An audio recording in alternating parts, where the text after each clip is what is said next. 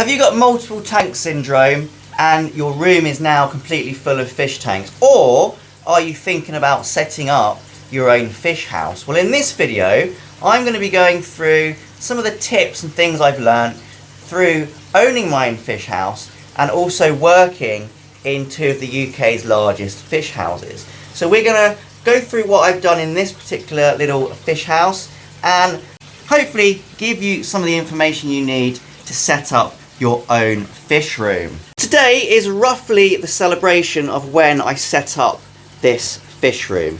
It is a shed. It's a 15 by 12 foot metal shed that I bought for around £700. That was my basis, and you can see all those videos of me building this in my fish house playlist if you want to see the whole thing.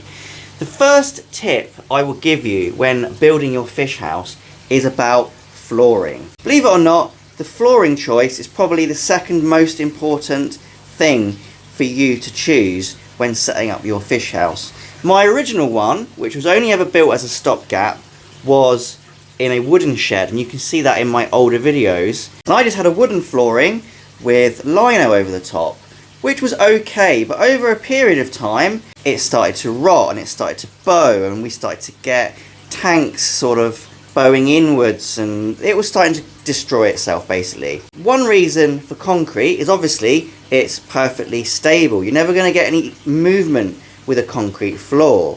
The second thing is if you get drips like this, or you have a flood like I've had recently where one of my tanks overflowed, and they will happen in a fish room like this, you will flood. You might end up with hundreds of litres of water on the floor. Now, if you have a wooden floor or your lino floor, then you're going to have to manually get rid of that water. With a concrete floor, generally it absorbs into the concrete and it just flows away, and this is why I've chosen a concrete floor, because it is very good for when you flood yourself, and that's going to happen.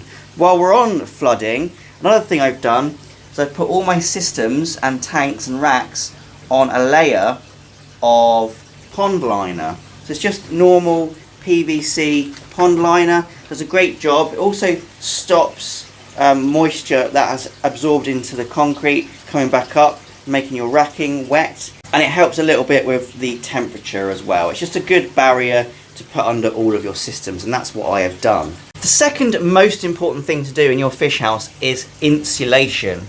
Now, this isn't amazing insulation. You can see I've got bubble wrap, silver foil bubble wrap on this part here, and on the doors, and on areas where I couldn't attach Celotex to. Obviously I could have done here, but I missed it. But basically, try and insulate as well as possible. The rest of my shed is 25mm Celotex, and that's on top of the silver foil.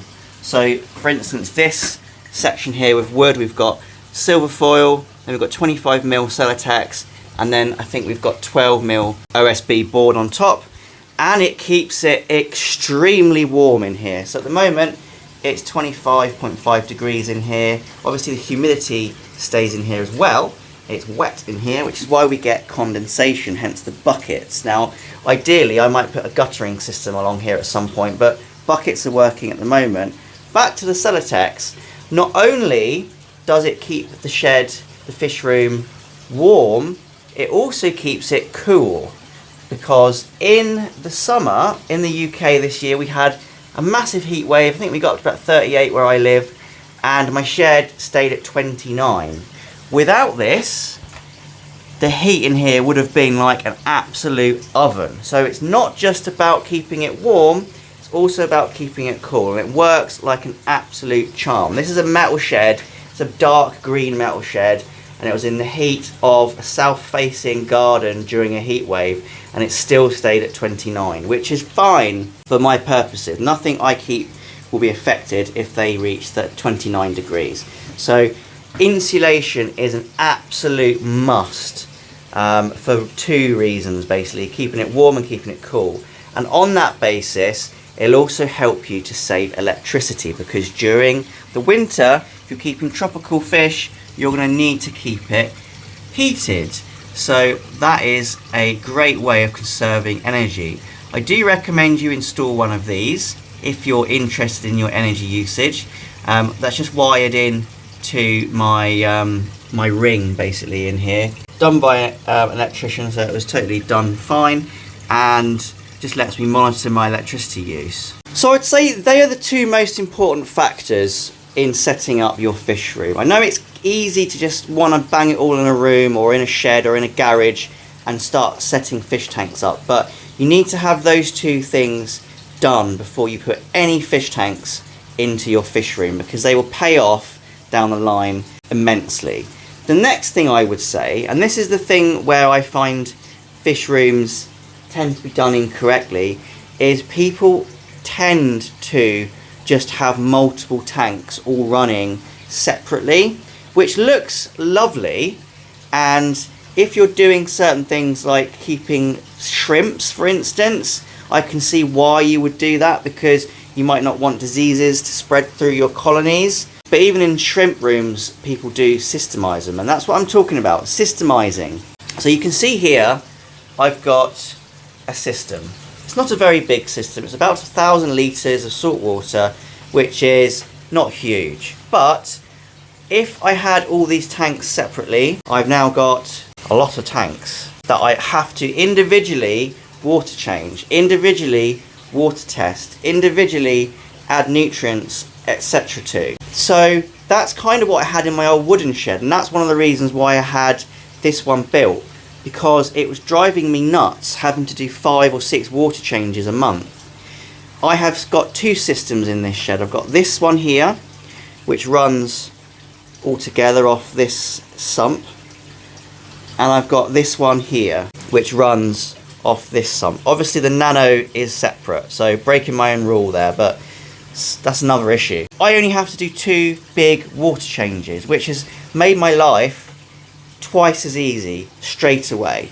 And that is something you need to do, whether it's fresh water or whether it is salt water. I urge you to systemize, because it makes life so much easier. It is a fuss to do. It does take effort to do it, because you have to set your pipe work up. You have to connect everything together with tanks that have holes in the bottom, and you have to do your levels correctly, and you have to get weirs installed. But it pays off, because then you're running off one filter. You're doing one big water change, or 2, depending on how many systems you've got. And also, when you're doing your water change, it's just as simple as opening a valve, and it goes straight down to your drain pipe work. So you can see the benefits here of the extra expense of all the pipe work that you have to set up. Obviously, I'll get onto filtration in a minute, because that's linked to this, but my life is about making things easy for me, and in a fish room you don't want to be doing hundreds of individual water changes. You want to get in, you want to open your valves, dump the water, and then have your new water straight in. It's a half an hour job rather than a job that would take you the whole day, which is what it used to do. So absolutely try and systemize where possible. And this one isn't even done very well. It's bodged together. I've got a tube coming out of this sump, and it just blows it up via this 307 into this tank, and I've bodged that to be an overflow. So that's a freshwater tank I've changed. The top system, or the top tanks here, I've got running off of a simple pump there. It just pumps it up and through. Now, all of the parts for the pipe work are quite expensive. That's the only real issue, but in time saving, it's well worth that extra expense. Another thing that it allows you to do is filtration. So rather than having a filter for each tank, so again, in this fish room with all these tanks, I'd probably have 10 filters going, but instead I've got 2 filters. I've got this one, which is a pond filter. It's a Blagdon pond filter. Again, I'm not using freshwater stuff, not using saltwater stuff. I'm using the filtration that has the largest bang for its buck, and for this particular filtration it's pond stuff, because they can filter large volumes of water, and that's what they're designed to do. So we've got a pond filter on here, run from a pond pump, and that filters this entire side. So I need to clean my filter, one filter to clean. And on this side, very similar, got another pond filter. It's a different types of Fishmate 15,000, but it's the same idea. One big filter, filtering all of this systems. Obviously there's another one under there, but I'm just using that as a power to pump water through basically, and a little pre-filter as well. So that's kind of the setup that you want to do. I have been developing this for about a year. It's not perfect. There are things going wrong. Obviously on this side I've still got hair algae, which is starting to recede now. This is by no means a perfect setup. I mean, ideally I would have it all running off one system. Didn't quite work out that way in this particular build, and in fairness I think it's a good thing as well, because it actually allows me a little bit of safety, because if one system crashes I've got a backup system that I can put things into. So in a way having two separate systems is good as well as just having the one. The next bit of advice really depends on whether you're setting up your fish room commercially or whether you're setting up your fish room as a hobby. If it's a hobby, then this tip doesn't really work for you, because you're going to want to be able to see through glass and see livestock from the front. But if you're doing it commercially, say you're breeding shrimps for instance, then this is a fantastic tip. You don't need tanks, you don't need glass. You might recognise these from when you get your shopping delivered. These are for groceries. They're food safe containers that you use for storing whatever food, apples, vegetables, anything. And they're all plastic, they're all really tough. You can drill them obviously, because I've got the middle drilled there where I've put the tray ducts through it, and well, you can see that they work and they're not poisoning anything because they're food safe. And they cost, I think I paid £12 each plus VAT for these, whereas when I was getting a quote for aquariums, so if you look, there's basically three here, and I was getting a quote for this again, and one of these was going to cost me £300. So I would have needed two of those, so that's 600 quid for that.